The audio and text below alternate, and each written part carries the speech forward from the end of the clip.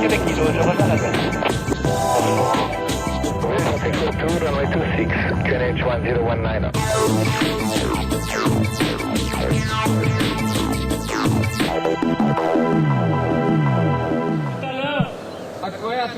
Aéroport de Sion, samedi 19 juin, il est 7 h du matin.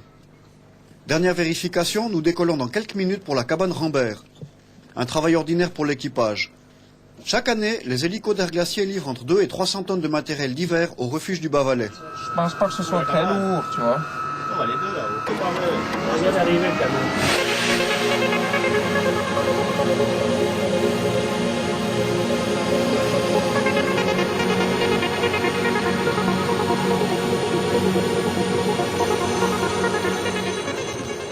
Premier briefing à Ovronade où seront transportés hommes et marchandises en plusieurs rotations. Les corneilles au moins, les 4 C'est la routine. Le seul problème de la journée, c'est cela. Turin qui a été choisi. C'est Turin alors. Ah ouais.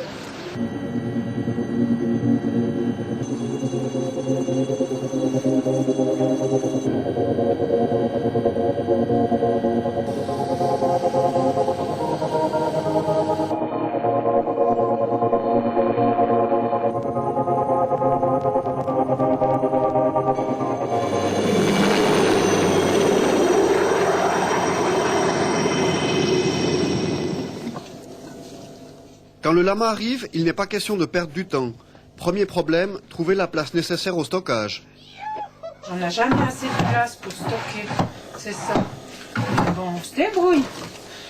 On dort dans une chambre, il y a plein de choses, plein de ravitaillement, et puis on est avec. Si j'ai besoin de marchandises, j'appelle directement Air Glacier après avoir programmé à quelle heure ils devaient venir pour qu'il n'y ait pas une perte de temps ni pour eux ni pour nous. À l'heure actuelle, l'hélicoptère dépose les marchandises à la porte même de la cabane. Un exploit quotidien qui n'aurait pas été possible sans le travail des pionniers.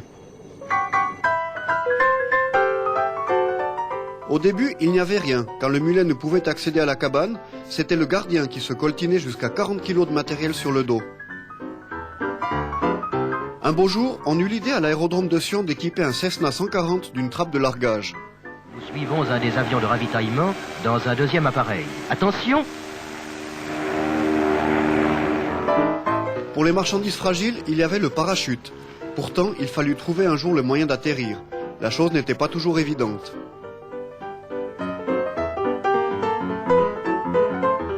Les vrais pionniers de l'aviation de montagne furent Hermann Geiger et Fernand Martignoni.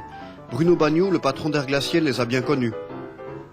Construire une cabane en montagne était très compliqué parce que les moyens à pied sont très longs, on prend peu de charge et finalement tout ça était, le début de tout ça a été la construction de la cabane du Candair qu'on a effectuée avec des petits Super Cub depuis l'aéroport de Sion.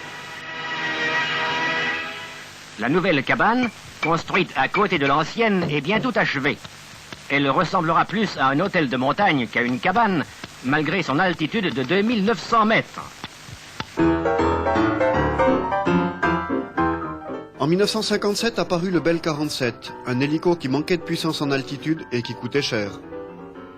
L'hélicoptère est un engin qui est beaucoup plus cher que l'avion.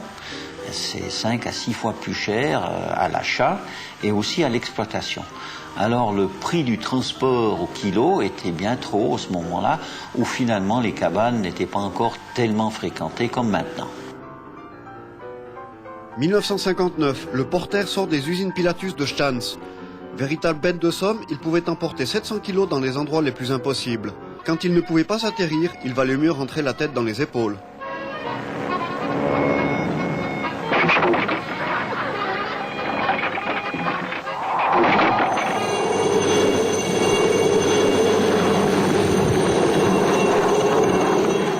Depuis Belle-Lurette, les hélicoptères à turbine ne sont plus gênés par les contraintes de l'altitude.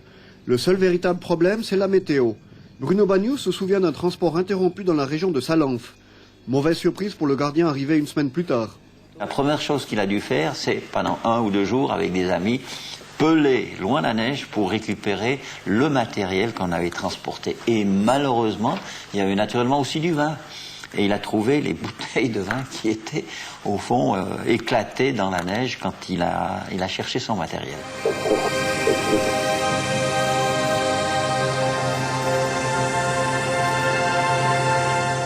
À 2500 mètres, on ne parle pas d'argent, paraît-il.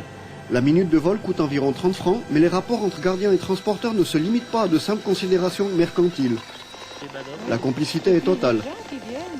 C'est des gens merveilleux, pas seulement pour la livraison, pour tout ce qu'ils font dans leur métier.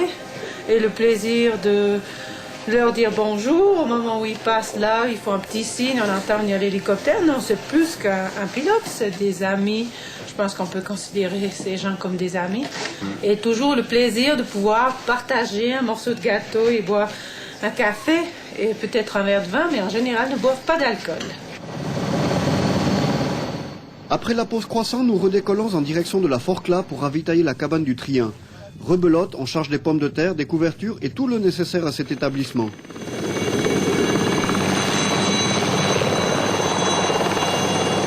Cet après-midi, Bertrand le pilote et ses aides de vol doivent encore effectuer des baptêmes de l'air à Granges. Une chose bien agréable. Pas vrai le chat ?